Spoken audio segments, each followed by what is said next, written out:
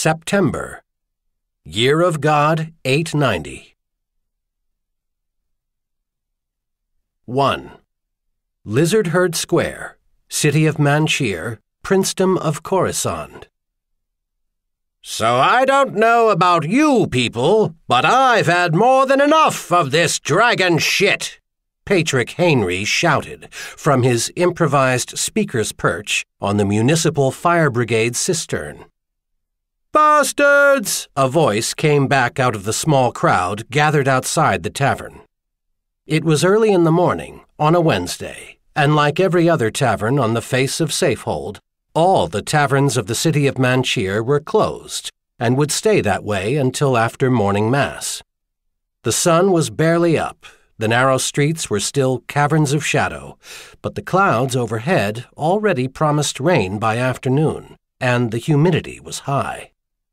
As Henry noted, were tempers. It wasn't a huge crowd. In fact, it was considerably smaller than the one he'd hoped for, and probably at least half the men in it were there more out of curiosity than commitment. But the ones who were committed— "Fucking murderers!" someone else snarled back. Henry nodded vigorously, hard enough to make sure everyone in his angry audience could recognize the gesture. He was a silversmith by trade, not an actor or an orator, and certainly not a priest. But over the last 5 days, he'd had the opportunity to profit by the experience and advice of quite a few men who were trained priests. He'd learned how voice projection and spontaneous body language could support and emphasize a message, especially when that message was backed by genuine, burning outrage. "Yes," he shouted back to the last speaker. "Damned right they're murderers, unless you want to believe that lying bastard Cayleb."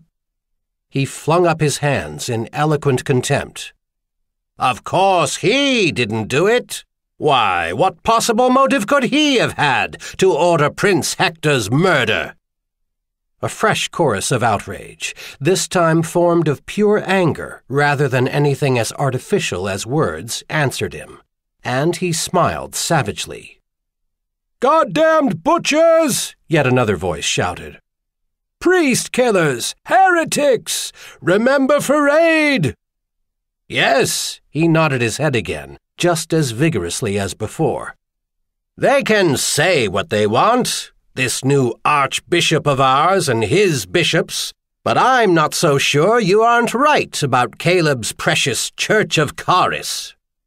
Maybe there are some priests who've abused their offices. No one wants to believe that. I don't want to, do you? But remember what Archbishop Willem said in his report about the Parade massacre. There's no doubt Cayleb lied about how terrible the original attack was, and it's for damn sure he and all his other bootlickers have been lying about how restrained their response to it was. But even so, Mother Church herself acknowledged that the priests who were hanged impiously with no proper church trial by Archbishop Michael's own brother, mind you, were guilty of wrongdoing. Mother Church said that, and the Grand Vicar imposed a personal penance on the Grand Inquisitor himself for letting it happen. Does that sound to you like Mother Church can't be trusted? Like we can't rely on her to deal with abuses and corruption? Like the only answer is to defy God's own church?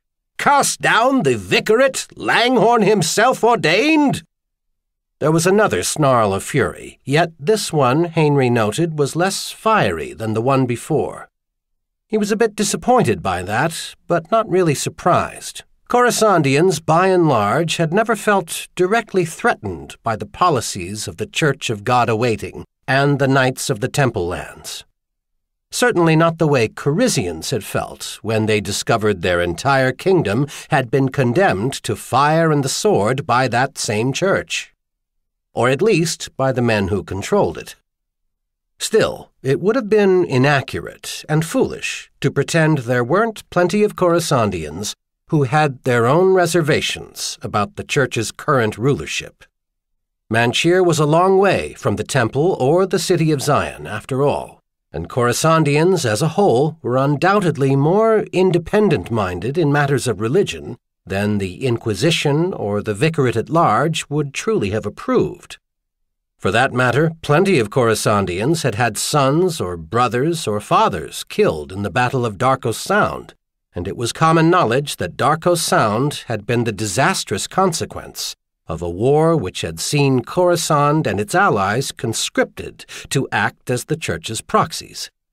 Among those for whom religious fervor and orthodoxy were major motivators, they burned with a blinding, white-hot passion that surpassed all others.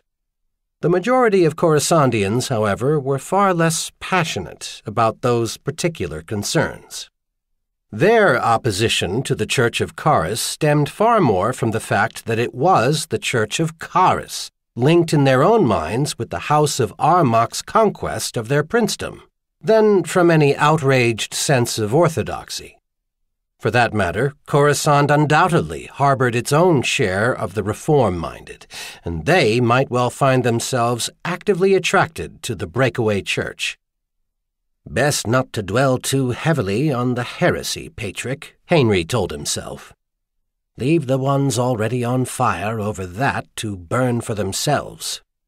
Father Adrian's right about that. They'll be hot enough without you. Spend your sparks on other tinder." "I've no doubt God and Langhorn and the Archangel Schuler will deal with that in time," he said out loud. "That's God's business and Mother Church's, and I'll leave it to them. But what happens outside the church? What happens in Khorasan or here on the streets of Manchir? That's man's business, our business. A man's got to know what it is he stands for, and when he knows, he has to truly stand, not just wave his hands about and wish things were different." The last word came out in a semi-falsetto sneer, and he felt the fresh anger frothing up. "Hector!" a wiry man with a badly scarred left cheek shouted. Henry couldn't see him, but he recognized the voice easily enough. He should have, after all. Ron Email had been one of his senior apprentices before the Charisian invasion ruined Henry's once thriving business, along with so many other of the besieged capital's enterprises, and Henry had been there when a cracked mold and a splash of molten silver produced the scar on Email's cheek. "Hector!" Email repeated now. "Hector!" "Hector! Hector!" Other voices took up the shout, and this time Henry's smile could have been a slash lizard's. "Well," he shouted then, "there's a hell of a lot more of us than there are of them when all's said. And I don't know about you, but I'm not ready, yet, to assume that all of our knights and great men and members of Parliament are ready to suck up to Cayleb like this so-called Regency Council. Maybe all they really need is a little indication that some of the rest of us aren't ready to do that either."